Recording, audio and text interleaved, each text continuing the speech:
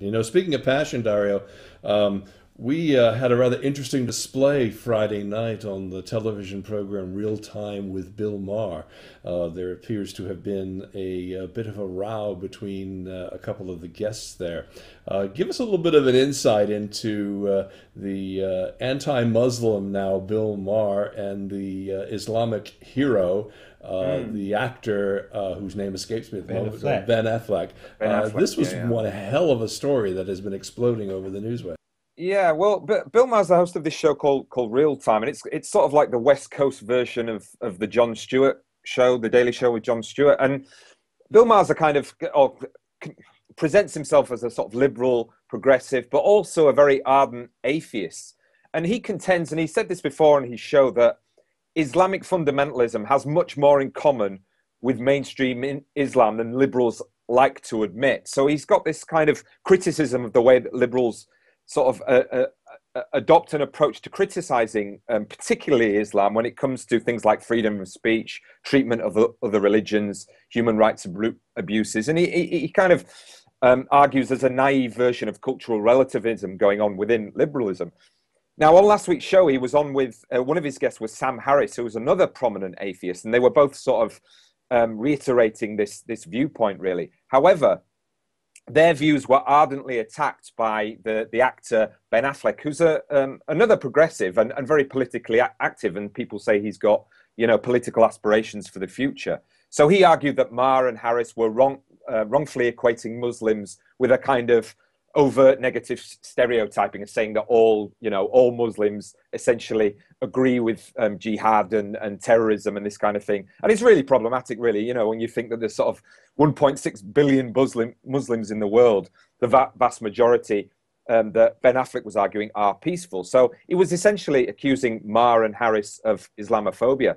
And it's interesting to me, as somebody who is a kind of a liberal and an atheist myself, this difficult kind of argument that often goes on, where you're wanting to champion liberal values, but refrain from criticizing an organization, religious or otherwise, that could, in some regards, be accused of actively denying those liberal values. Absolutely, it's a fascinating story. I mean, it is a really fascinating issue.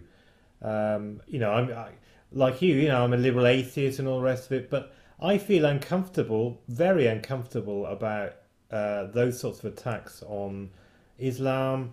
And as you say, you know, we're talking about 1.8 million people. I mean, there are good billion, sorry. There are good Muslims and bad ones, you know. I mean, you know, I had this interesting discussion because I went back this morning before we came on air. We're taping this on Thursday the 9th for air on Friday the 10th, just so the audience knows. I was listening to the Maher podcast, and, you know, they were talking about inside the center circle, there were these very radical Islamists, and then outside was another circle.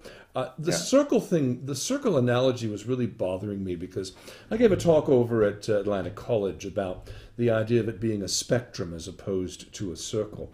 And if you look at things like whether it's radical Islamists or radical Christians or radical whatever, everybody tends to fall somewhere along a spectrum. So that if you remember back to the West Wing, that marvelous episode they did right after the Twin Towers were downed in 9/11 called Shibboleth.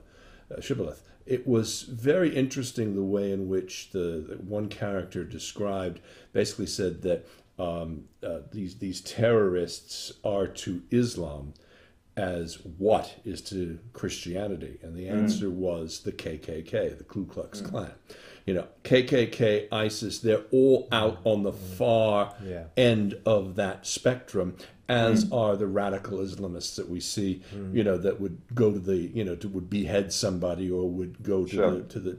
And what I really have a problem with is the lack of perspective that comes across in the media. We've now got these deeply entrenched units such as Fox News on the right, MSNBC to some extent on the left, and we're ignoring the great majority. We talked about this a couple weeks ago on the Scotland referendum. It was the great silent majority that ended up. And it really bothers me to see we've got this, these polarized groups that want to desperately label everybody and put them into a box. The thing is, I mean, there isn't, well, I don't know what you guys think, but there is nothing intrinsic about Islam that leads towards the appalling IS and the beheadings and all the rest of it.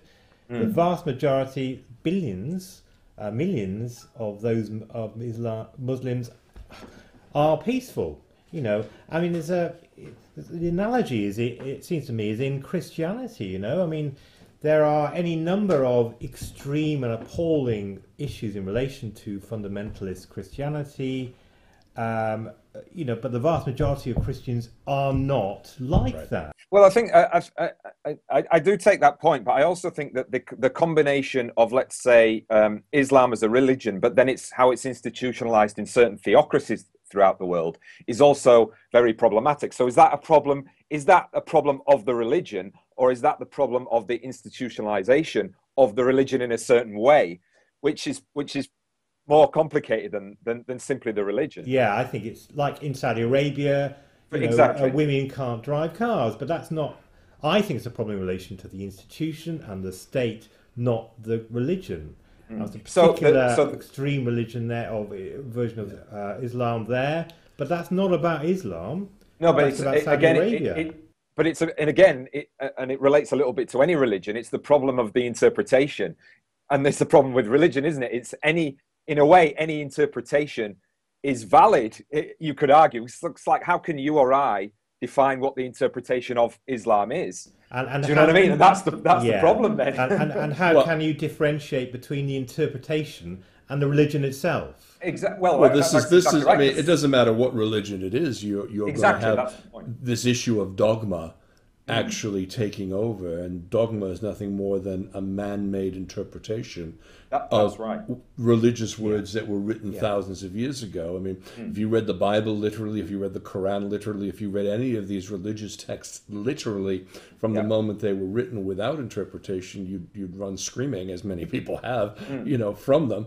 Look at the Crusades, look at everything that has happened everywhere in the name of God, Allah, whatever.